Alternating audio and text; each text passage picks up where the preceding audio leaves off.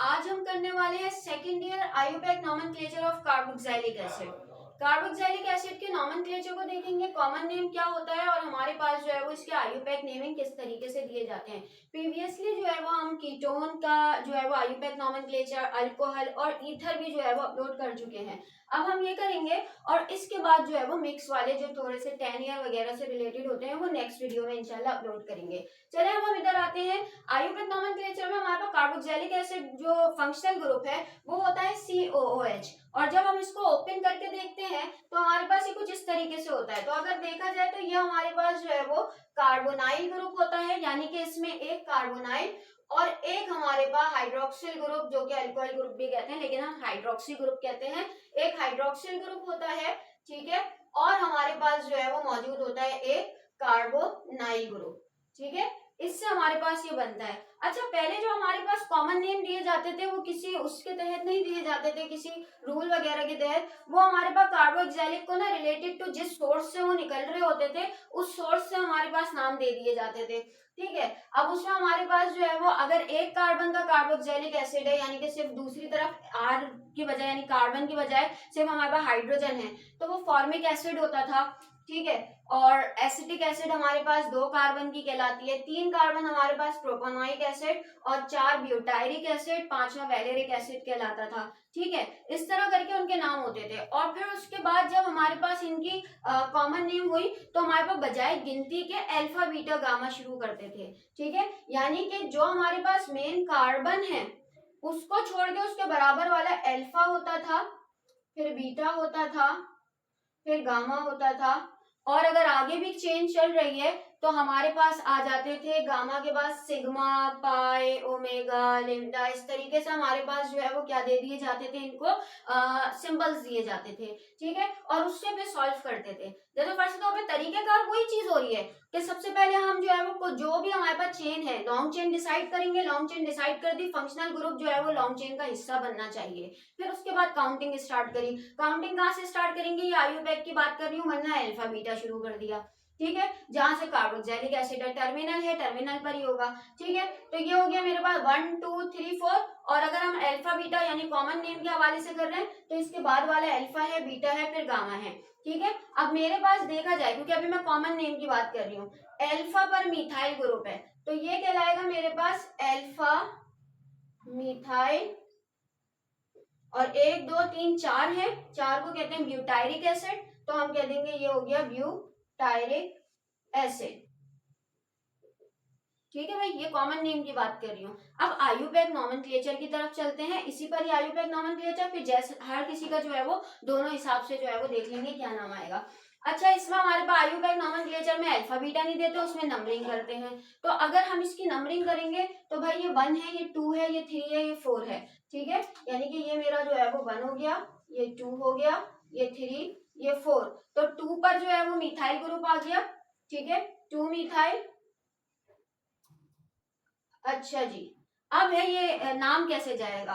होता ये कि हमारे पास अल्केन चेन में ई हटता है, अल्केन होती है ना भाई, अल्केन में से ई हटेगा और OIC लग जाएगा, एल्कानोइक एसिड हो जाएगा। ये एल्कानोइक एसिड यानी मीथेन होगा। जैसे ये फॉर्मिक एसिड है, अगर ये एक कार्बन है, एक कार्बन मीथेन होता है तो मीथानोइक एसिड। इस तरह ये 2 कार्बन की है, ये हमारे पास इथेन होता है लेकिन इथानोइक एसिड, तो ओइक एसिड लग जाता है ई हटा के। इसी तरह प्रोपेन है, प्रोपानोइक एसिड, ब्यूटेन है, ब्यूटानोइक एसिड। तो यही चीज करेंगे, 2 मिथाइल ब्यूटेन, ई हटा देंगे, OIC लगा के ब्यूटानोइक एसिड। ये इसका आयुपैक नेम है, ठीक है। नीचे वाले को देखते हैं, पहले इसका आयुपैक नेम देते हैं, फिर इसका जो है वो अल्फा बीटा गामा से नाम देंगे। भाई ये मेरा पहला कार्बन, ये दूसरा, ये तीसरा, ये चौथा, ये 5वां। दूसरे पर मिथाइल ग्रुप है और तीसरे पर भी मिथाइल ग्रुप है, तो ये हो जाएगा 2 3 डाइमिथाइल, 2 3 डाइमिथाइल। और ये हमारे पास 5 की चेन है, ठीक है, 1 2 3 4 5। तो ये हमारे पास हो जाएगा पेंटेनोइक एसिड, क्योंकि ये पेंटेन होता है, OIC लग जाएगा, पेंटेनोइक एसिड। और अगर इसके कॉमन नेम की बात करें अल्फा बीटा वाले, तो भाई यहाँ से अल्फा होगा, ये अल्फा कार्बन है, ये बीटा कार्बन है, ये गामा कार्बन है, ये सिग्मा कार्बन है, ठीक है, अल्फा पर भी मिथाइल है, बीटा पर भी मिथाइल है, तो ये क्या हो जाएगा, ये कहलाएगा अल्फा बीटा डाइमिथाइल। और 5 कार्बन को क्या कहते हैं, वैलेरिक एसिड। ठीक है भाई, बहुत सिंपल सा जो है वो इसका होता है, इसको नॉमेनक्लेचर का नाम देना। ठीक है, अब हमारे पास देखा जाए तो ये क्या हो गया, 1 2 3, यानी कि दूसरे पर ब्रोमीन है तो हम इसको देंगे 2 bromo propanoic acid, propane OIC acid, propanoic acid. ठीक है, और अगर वैसे देखें तो ये मेरे पास अल्फा कहलाएगा, ये हो जाएगा अल्फा ब्रोमो, और प्रोपानोइक एसिड को क्या कहते हैं, प्रोपियोनिक एसिड, तो ये हमारे पास हो जाएगा प्रोपियोनिक एसिड। ठीक है, according to common name, according to IUPAC nomenclature name. ठीक है, और अगर हमारे पास हाइड्रोक्सिल ग्रुप आ गया, अच्छा ये हाइड्रोक्सिल ग्रुप वैसे तो अल्कोहल ग्रुप है अगर तो इसकी चेन होती है, लेकिन जब ये किसी दूसरे फंक्शनल ग्रुप के साथ आता है तो ये ग्रुप बन जाता है, फिर ये हमारे पास जो है वो क्या नहीं रहता, इसकी जो है वो फंक्शनल ग्रुप की चेन नहीं रहती। ठीक है, फिर अब ये ग्रुप है मेरे पास और कितने पर आ रहा है, 1 2 3 4, और ये जो ग्रुप होता है ये हाइड्रोक्सी ग्रुप कहलाता है। ठीक है, हाइड्रोक्सी ग्रुप याद रखिएगा, अल्कोहल ग्रुप हाइड्रोक्सी कहलाते हैं, किसी के साथ भी आएगा हाइड्रोक्सी कहलाएगा।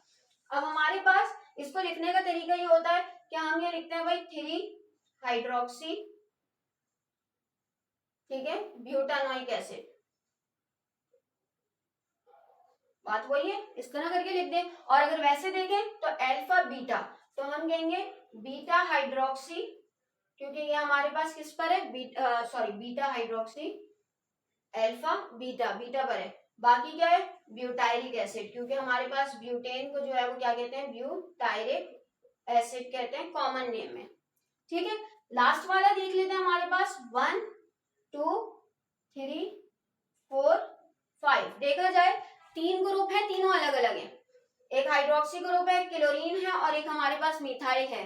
तो तीनों के नाम देंगे किस तरह, अल्फाबेटिकली चलेंगे, सबसे पहले क्लोरीन का नाम देंगे, फिर हाइड्रोक्सी का नाम देंगे, फिर मिथाइल का नाम देंगे।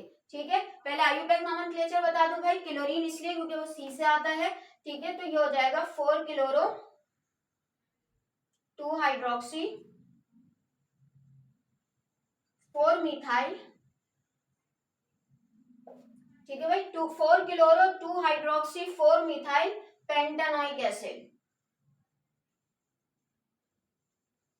समझ में आया, पहले आपने ग्रुप के नाम लिख दिए, फिर उसके बाद चेन का नाम लिख दिया, बहुत सिंपल तरीके से हमारे पास ये चलते हैं। और अगर अल्फा बीटा गामा के हिसाब से देखें तो हमारे पास ये अल्फा कार्बन, ये बीटा कार्बन, ये गामा और ये सिग्मा कार्बन। तो मेरे पास जो है वो गामा पर क्लोरीन है और गामा पर ही मिथाइल है, और मेरे पास अल्फा पर जो है वो हाइड्रोक्सी है, वही अल्फाबेटिकली चलेंगे, हम बोलेंगे भाई गामा क्लोरो, ठीक है, अल्फा हाइड्रोक्सी गामा मिथाइल, और 5 को क्या कहते हैं, वैलेरिक एसिड।